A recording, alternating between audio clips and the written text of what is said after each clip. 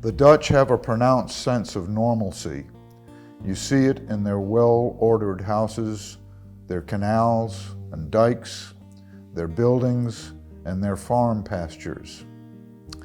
In others, such a heightened sense of normalcy might be connected with a certain tediousness, but the Dutch have within their orderly lives an equally heightened sense of beauty.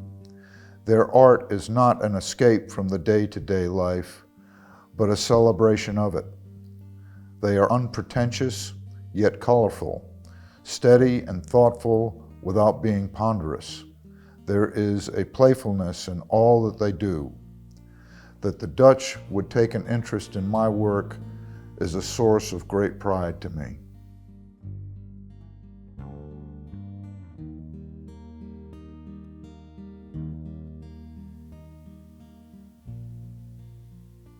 I'm a singer-songwriter, and it kind of, with the advent of Bob Dylan, that became a job. I think before, you didn't think about who wrote the song. If, Frank Sinatra sang a song, you didn't worry about who wrote it too much. But with Bob Dylan, that became essential. The songwriter as an artist came to life at that time. I guess in another sense, it goes back to the troubadour tradition, from medieval times. When I got interested in writing songs, I listened to old folk songs.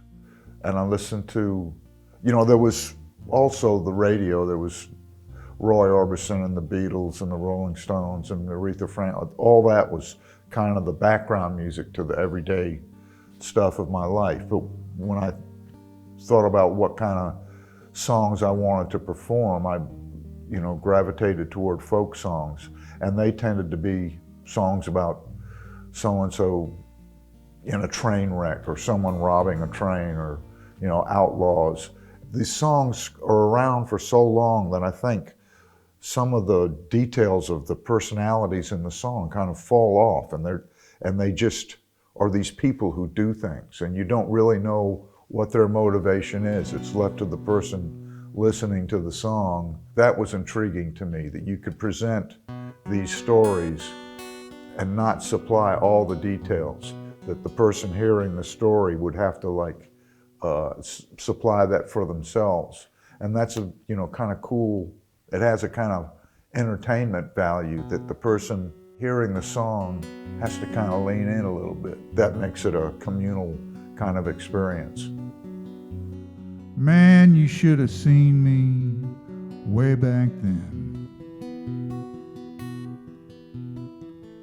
I could tell a tale, I could make it spin. I could tell you black was white. I could tell you day was night. Not only that, I could tell you why. Back then, I could really tell a lie. I'd hire a kid to say that he was lame. Then I'd touch him, and I'd make him walk again. Then I'd pull some magic trick. I'd pretend to heal the sick. I was taking everything they had to give. It wasn't all that bad a way to live. I live in Nashville, Tennessee, and it's a place where people write songs, commercial songs, and they're supposed to make money. And I'd been there for a number of years and really hadn't made a dime that way. And I thought, I've got to figure out how to make some money. And I would try to write these regular commercial songs, and it would just drive me crazy. And then I'd go back to my apartment, and late at night, these totally strange songs would start to form in my head. And one of them was about an iceberg falling in love with the Titanic. And those things, you have to let yourself go. You write a line of it and you go, what does that mean? You know, I am the very heart of this bitter northern sea. Who is? And you go, wait a minute, that's an iceberg. And you go, what can I say about that? Well, wait a minute, an iceberg is what the Titanic ran into. And you go, well, that's kind of weird. And then you go, well, what if they were in love? And it was, I don't know, the idea just kind of popped into my head, and I thought, you know, how many relationships I have been in where, you know, it was the Titanic meeting the iceberg. I mean, you only see it after the disaster happens. So how do you know, come up with that? It's not so much how you come up with it, is you have to let yourself be open to strange ideas coming in. I am the very heart of this bitter northern sea. I've waited in the dark for near eternity. I am your ancient lover with a love as real as stone. My frozen arms are reaching, they reach for you alone. Come to me, come to me, come to me. Titanic. There's another one about Lenora, about geese flying south. And I'd read this story about two geese, and it turns out that geese mate for life.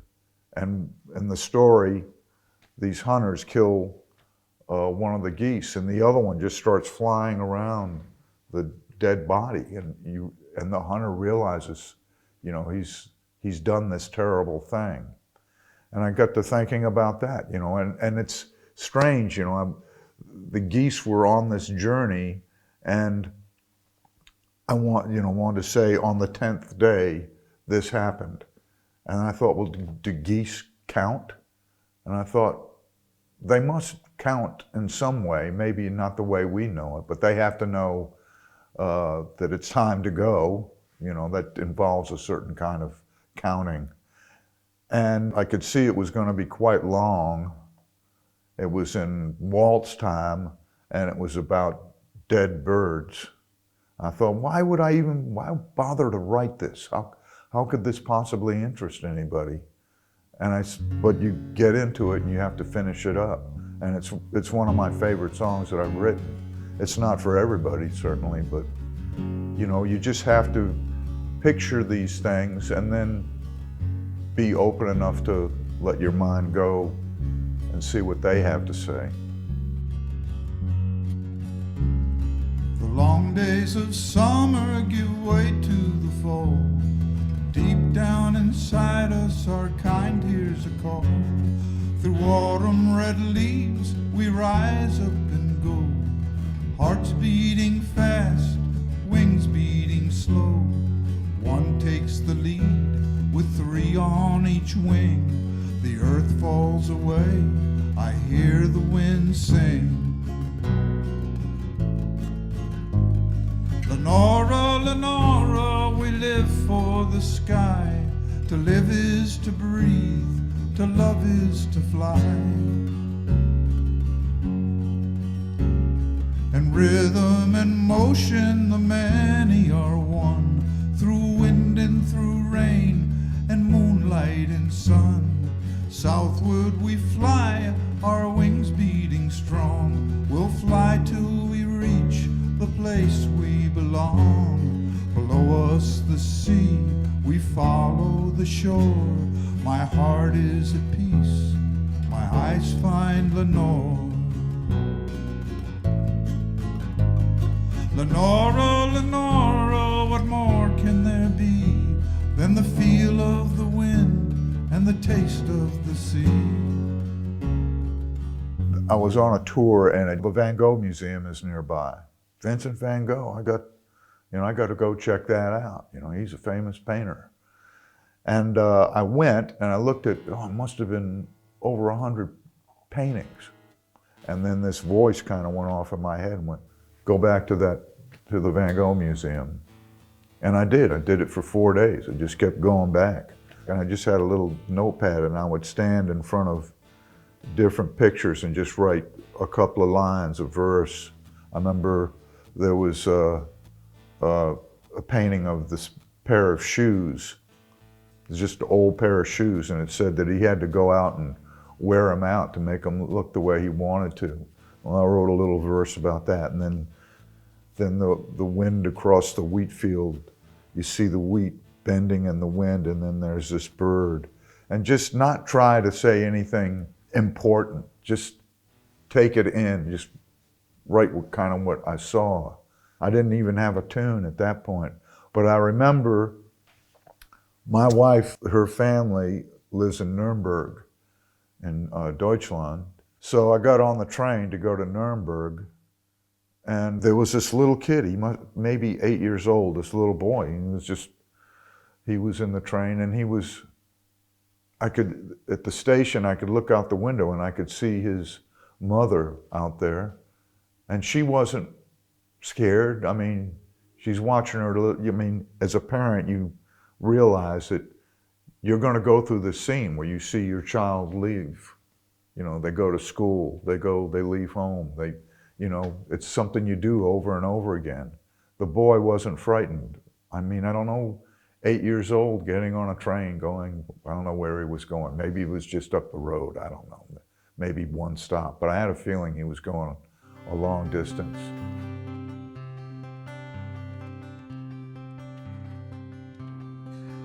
It's a deep, deep feeling.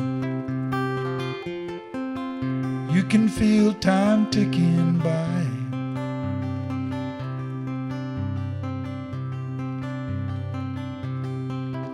There's a child on a train waving to his mama goodbye.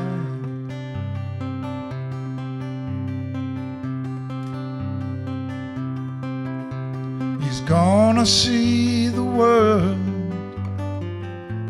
before the world passes by.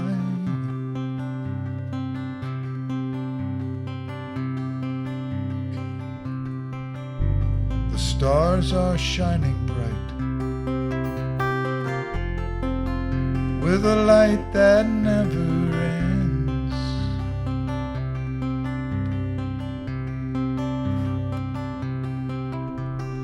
Every man's a stranger. Every stranger is a friend.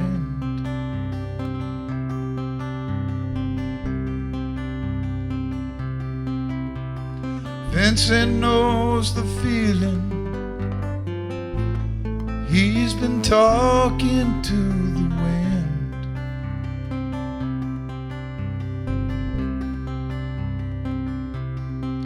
I walked all night in the rain. There wasn't nothing else to do.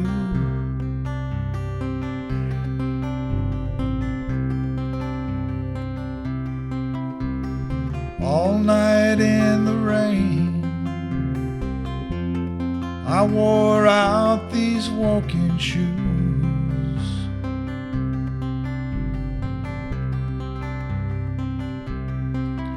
But I never seen a thing till I seen Vincent with the blues.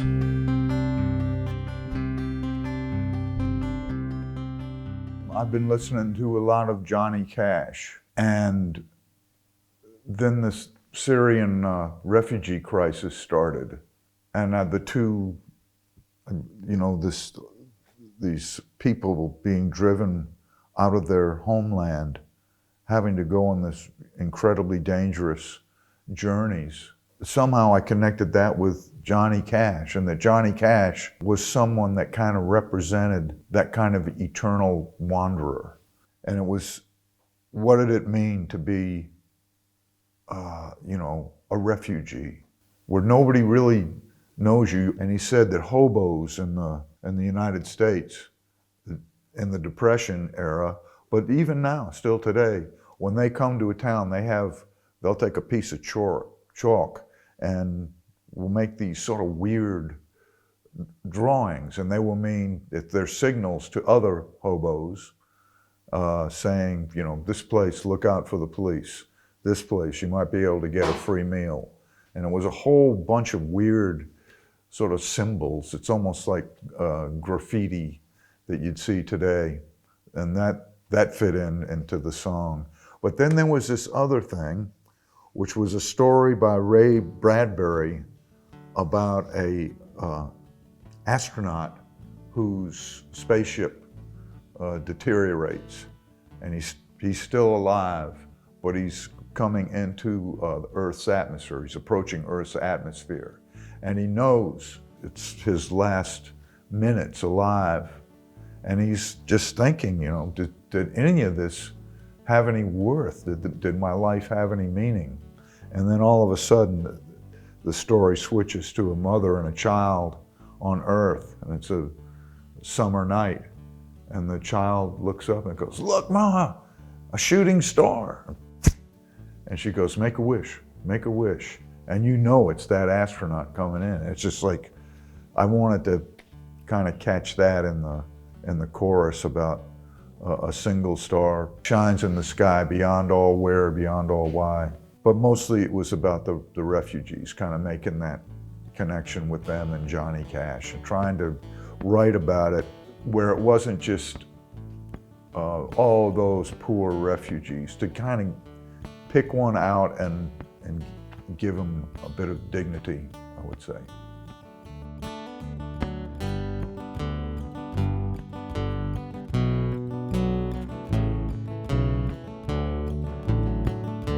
A single star shines in the sky beyond all where, beyond all why. Always the stranger, the refugee, the nameless face, the mystery. Nobody knows, nobody sees. Always the stranger, the refugee.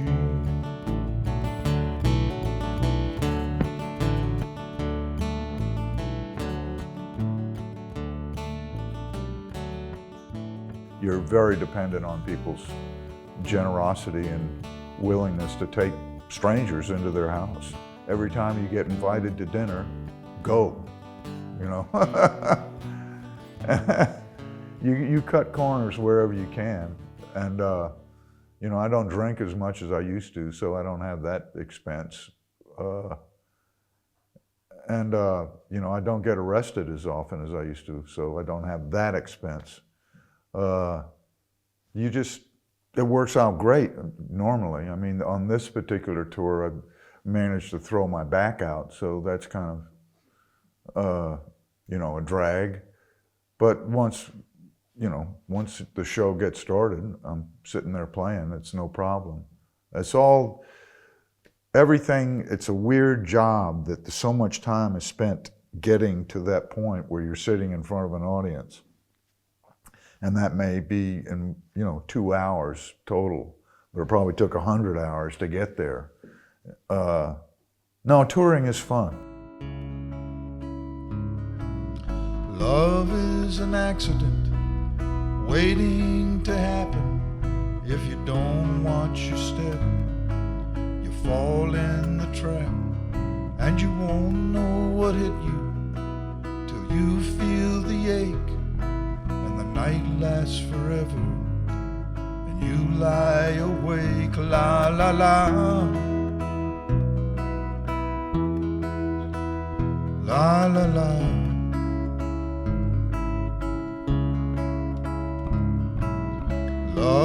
is a mountain you long to climb, but you don't have the strength and you don't have the time. But it's there in the distance and you hear it call, and it says you won't fly till you learn to fall. La la la, la la la. And the nature of the concerts or small venues, you get to go out and talk with people if I feel like talking to them.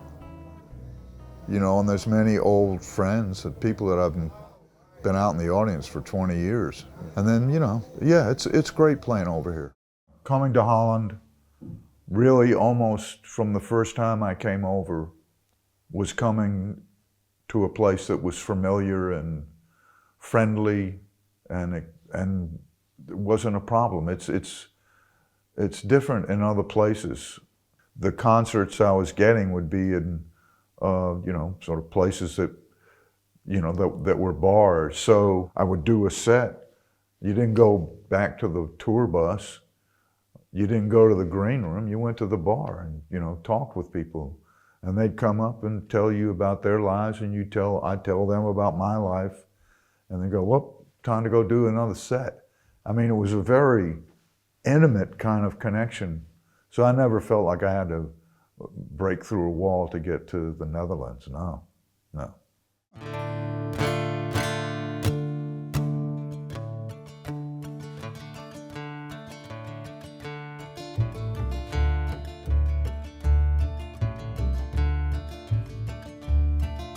The wind blows down off the mountain, across the valley, the church bells chime. A wedding or maybe a dying, no matter, that's no business of mine.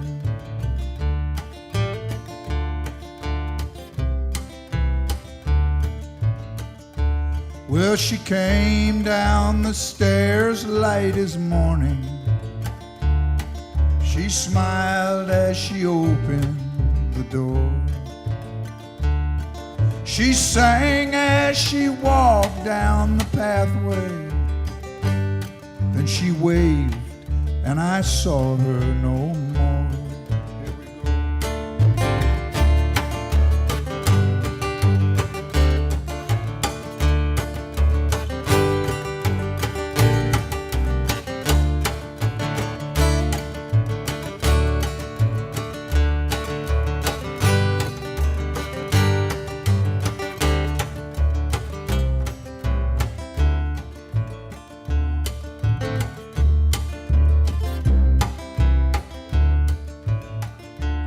Pretty bird sings at my window. I suppose I should sing along.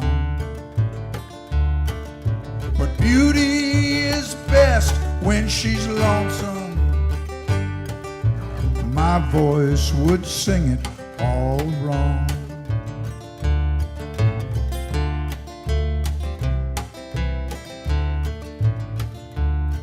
Tonight, under cover of darkness, on the ground there's a blanket of snow. Why should I run from the winter? There's no other place I can go.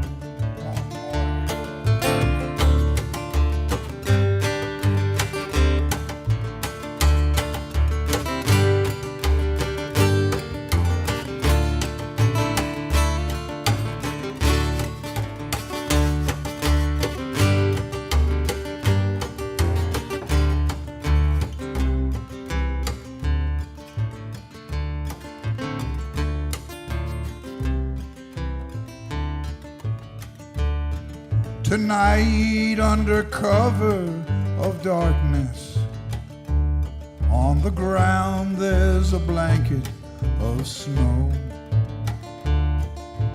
Why should I run from the winter?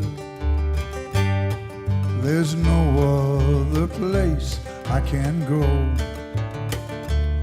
'Cause the wind blows down off the mountain, across the valley the church bells chime. A wedding or maybe a dying, no matter, that's no business of mine. No matter, that's no business of mine.